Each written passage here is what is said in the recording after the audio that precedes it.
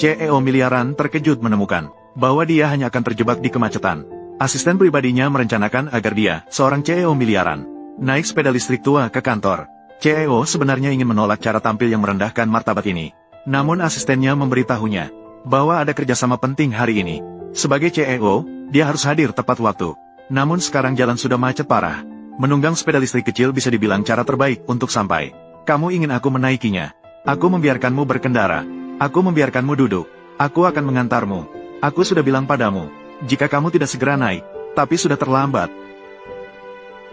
Ayo pergi. Pelan-pelanlah. Akhirnya gadis dengan kesabaran membawa CEO yang tidak sabar ke kantor. Namun saat kembali, dia bertemu dengan gadis cemas dan mantan pacar yang buruk. Gadis cemas menganggap CEO yang duduk di belakangnya sebagai orang biasa. Dia langsung mengejek wanita tanpa alasan.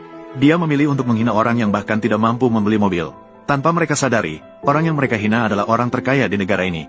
Orang yang selalu mereka ingin puji-puji. Melihat mereka berkata-kata dengan penuh kebencian. Gadis itu tidak ingin meladeni mereka berdua. Marah karena anjing baik tidak menghalangi jalan. Kamu mengatakan siapa anjing? Siapa yang menghalangi jalan, dialah yang salah. Aku pikir kamu cemburu. Menemukan pacar yang sangat baik. Pacar yang baik. Dia sedang menjalin kerjasama dengan grup Kin. Tidak seperti kamu. Menemukan orang miskin yang hanya bisa naik sepeda motor listrik. Sudah cukup bicara. Sudah cukup, silakan pergi. Aku masih harus segera mengembalikan mobil. Ya Tuhan. Sepeda motor listrikmu yang rusak semua. Aku bilang padamu, kamu terlalu miskin. Aku miskin, kamu kaya. Berikan aku sedikit uang untuk menyelamatkan diriku. Bagaimana aku bisa memberikan uangku padamu? Jadi aku miskin, salahmu. Wanita licik dibuat terdiam oleh gadis itu. Maka dia mengeluarkan undangan untuk memamerkan. Mengatakan bahwa besok adalah pesta pertunangan mereka. Pria buruk itu bahkan memesan villa mewah terbesar di negara ini untuk itu. Meminta gadis itu untuk membawa suami miskinnya untuk hadir. Namun gadis itu dengan tegas menolak. Mengatakan bahwa dia tidak ingin melihat wajah mereka lagi. Namun wanita licik itu mengejek gadis itu penakut. Mengatakan bahwa dia takut malu membawa suami miskinnya. Melihat undangan di tangan lawan. Setelah berdebat sejenak, wanita itu akhirnya mengangkat telepon. Dia ingin membuat pasangan itu tahu siapa yang menjadi bintang di pesta pertunangan besok. Namun, setibanya di kantor, gadis itu berubah menjadi murung. Dia mengeluarkan kata-kata berani. Tapi tidak ada seorang pun yang bisa membantunya. Sekarang satu-satunya orang yang bisa dia pikirkan adalah suaminya yang dinikahi secara kilat dan belum pernah dia temui. Dan gadis itu saat ini tidak tahu. Suaminya yang dinikahi secara kilat adalah CEO yang selalu memanjakannya. Ternyata, seminggu yang lalu, gadis itu berjanji untuk mengumpulkan 500.000 untuk biaya pengobatan neneknya. Dia setuju untuk memenuhi permintaan nenek CEO untuk menjadi menantunya. Namun, CEO sangat tidak suka dengan tindakan nenek yang mengatur pernikahan. Dia bahkan mengira gadis itu adalah wanita materialistis yang menginginkan harta. Demi mas kawin 300.000, dia rela menikah dengan seorang pria yang belum pernah dia temui. Tidak hanya itu, CEO bahkan memanggil 4 gadis di klub untuk mencoba merusak pernikahan ini. CEO berpikir bahwa dengan melakukan ini, dia bisa menghindari pernikahan. Tanpa disadari, nenek CEO sangat menyukai gadis baik hati ini. Sudah lama sebelumnya, dia menggunakan kekuatan supernya. 2 orang itu sudah mengambil sertifikat pernikahan lebih awal. Pada hari itu, Presiden sedang dalam perjalanan ke perusahaan. Secara tidak sengaja bertemu dengan penipuan. Presiden yang bodoh dan kaya tidak ingin terlalu terjebak dalam masalah ini. Mengeluarkan beberapa ratus yuan dan bersiap untuk mengusir wanita itu. Namun, melihat kronologi kejadian, gadis itu khawatir Presiden akan dianggap sebagai korban penipuan. Segera mendekat untuk mengingatkan Presiden bahwa nenek itu jelas sedang menipu. Tak disangka, nenek itu malah membalas. Menuduh gadis dan Presiden bekerja sama, menabrak orang dan tidak ingin bertanggung jawab, dan mengancam akan melaporkan kejadian ini ke polisi. Untungnya, gadis itu sudah siap, mengeluarkan ponsel untuk mempublikasikan tindakan penipuan nenek itu. Nenek yang kuat itu tahu situasinya tidak menguntungkan. Dengan marah, dia meninggalkan lokasi penipuan. Kamu benar-benar orang yang aneh, bodoh dan kaya. Dia jelas-jelas penipu. Sudah disepakati, jangan lagi anggap dia sebagai korban penipuan. Kamu adalah orang pertama yang berani mengatakan bahwa saya adalah korban penipuan. Jika kamu bukan bos saya tidak takut padamu. Melihat gadis itu yang begitu imut, Presiden tiba-tiba merasakan sesuatu terhadapnya. Dengan suasana hati yang baik, dia bersiap untuk menginspeksi perusahaan barunya. Saat ini, manajer perusahaan sedang bersiap-siap untuk mengatur karyawan menyambut bos baru. Namun ketika gadis itu melihat wajah direktur, dia langsung bingung. Hanya karena dia baru saja menghina direktur sebagai orang bodoh. Dengan tidak punya pilihan, gadis itu hanya bisa menutupi wajahnya. Berdoa agar direktur tidak melihatnya. Namun, baju tanpa lengan gadis itu dan cara dia menutupi wajahnya justru menarik perhatian direktur. Malah menarik perhatian direktur. Sudah pagi, bos baru melihatnya. Aku harus segera pergi. Terlalu hebat. Jangan bicara. Tadi aku bilang dia bodoh. Suning. Aku ingat aku melaporkan setiap kali absen ya. Pria itu tidak mungkin mengenaliku. Qin, aku adalah kepala departemen desain, Zhou Jiajia. Jika Anda membutuhkan desainer, saya dapat membantu kamu. Segera setujui Zhou Jiajia. Turunkan tangan. Suning, Qin ingin berbicara denganmu. Aku tidak melihat apa-apa. Masih takut jerawat. Qin, sungguh kebetulan. Bertemu. Aku sendiri yang memilih desainer ini. Dia, datanglah ke kantorku nanti. Setelah direktur pergi, manajer licik memanggil gadis ke atap sendirian, dan memperingatkan gadis untuk tidak memiliki pikiran yang tidak pantas terhadap direktur. Orang dengan identitas seperti direktur, seharusnya tidak boleh memiliki pengaruh apapun.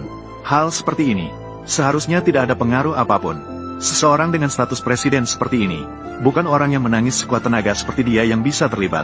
Bahkan mengklaim bahwa posisi istri presiden hanya bisa miliknya. Setelah mengatakannya, dia pergi tanpa menoleh. Kemudian gadis itu datang ke kantor presiden. Presiden merasa gadis di depannya sangat menarik. Jadi dia terlintas untuk menggoda gadis itu. Mengatakan bahwa dia harus menyelesaikan 10 rencana desain sebelum pulang malam ini. Tapi sekarang hanya tersisa 1 jam sebelum pulang. Gadis itu juga menyadari, ini adalah balas dendam pribadi presiden terhadapnya. Kapan desainer Su pernah menyinggung kita? Kau pria brengsek, bertanya dengan sengaja. Jika desainer Su tidak bisa melakukannya, sebaiknya dia mengajukan diri sendiri. Perusahaan kami akan memiliki tersangka. Saya akan menggambar sekarang. 1 pun tidak boleh kurang. Besok pagi saya akan memeriksa sendiri. Baik, Qin Zhong, saya akan pergi sekarang. Pasti tidak akan mengecewakan Anda. Wanita Zhouyan ini cukup menarik. Membalas dendam secara pribadi. Berharap yang indah, terjebak dalam yang terkecil. Lagi pula bukan karena dia sudah lama pulang dan berbaring dengan nyaman. Sudah larut malam. Kenapa dia belum pulang kerja? Qin Zhong, bukankah Anda yang mengatur pekerjaan untuknya? Mungkin pekerjaan belum selesai, sudah saatnya pulang. Tidak menyangka wanita ini cukup gigih. Sebenarnya, desainer Su juga tidak mudah. Dia bekerja keras untuk mengobati neneknya. Selalu bekerja keras. Dengar-dengar dia bahkan berhutang 300.000. Sama-sama 300.000. Ada yang menggunakan cara rendah seperti menikah untuk mencapai tujuan. Ada yang bersedia mengandalkan pekerjaan mereka sendiri. Ada yang bersedia bekerja keras untuk menghasilkan uang. Ternyata orang memang berbeda-beda. Suning, menarik. Tidak mungkin, Ning Ning. Kamu, apakah di rumahmu ada masalah? Apakah ada waktu luang? Kamu pikir saya mau? Bukankah itu karena Kinsi ini meminta saya untuk membuat 10 rencana. Belum selesai. Jadi tidak ada yang pulang kerja. 10. Kenapa tidak ada yang turun? Saya kehilangan kata-kata. Setelah bilang, tidak akan turun lagi. Tapi aku masih belum melupakan dia. Jika aku mendapat kesempatan, aku harus membalasnya. Kamu di belakang. Apa yang terjadi padaku di belakang? Qin Su berada di belakangmu. Qin Su, saya Han Yuan. Halo, jika kamu mendapat kesempatan, kamu harus bagaimana? Aku harus. Saat pernikahan baru, datang ke Henning. Sketsa desain sudah selesaikan. Kirim ke kantorku. Mulai sekarang, Li Siji bisa bersama Qin Siji. Berpacaran bukan lagi. Qin Zhong, barusan terima kasih ya. Maaf, membuat perusahaan kehilangan 1 proyek besar. Kami grup Qin tidak pernah menjual karyawan untuk mendapatkan keuntungan. Ingatlah, kamu adalah orang dari grup Qin. Siapa yang mengganggumu? Mereka adalah musuh dari grup Qin kami. Menjadi musuh. Qin Zhong, kamu sangat baik. Benar-benar seorang bos yang baik. Jadi mengapa kamu tiba-tiba muncul di sini? Sedang lewat saja. Qin Zhong, kamu benar-benar berbicara tapi hatinya lain. Sebenarnya takut dia rugi. Saya sengaja datang. Juga layak menjadi istriku. Hanya lewat. Qin, Anda berbicara dengan desainer Su. Saya akan mengangkat telepon dulu. Qin. Seolah-olah saya tidak melihat. Lanjutkan saja. Ada apa? Katakan saja.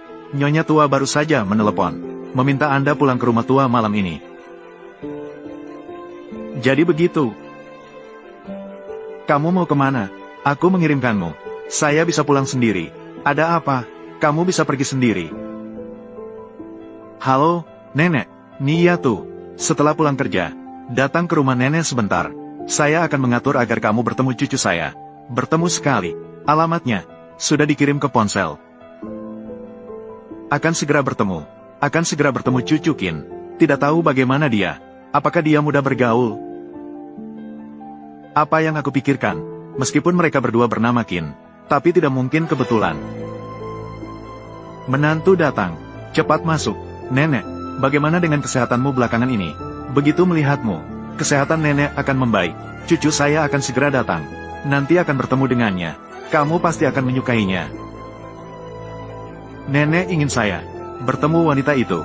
Yakin, maksud Nyonya tua adalah istri barumu. Akhirnya harus bertemu.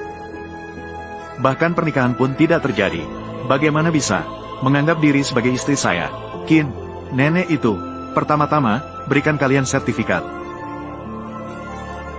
Nenek, karena tidak melalui persetujuanku, maka tolong saja ambilkan sertifikat untukku.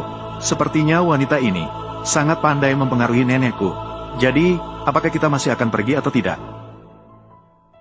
Bawa juga perjanjian perceraian. Wanita seperti dia, demi uang, dengan seenaknya menikahi orang asing. Aku pasti tidak akan menerimanya. Qin bos. Seperti ini, nenek pasti akan marah. Bagaimana kalau kita menunggu sebentar lagi? Wanita seperti ini, dia pantas menjadi istriku. Pernikahan ini sudah aku putuskan. Tidak ada yang bisa menghentikannya. Qin bos,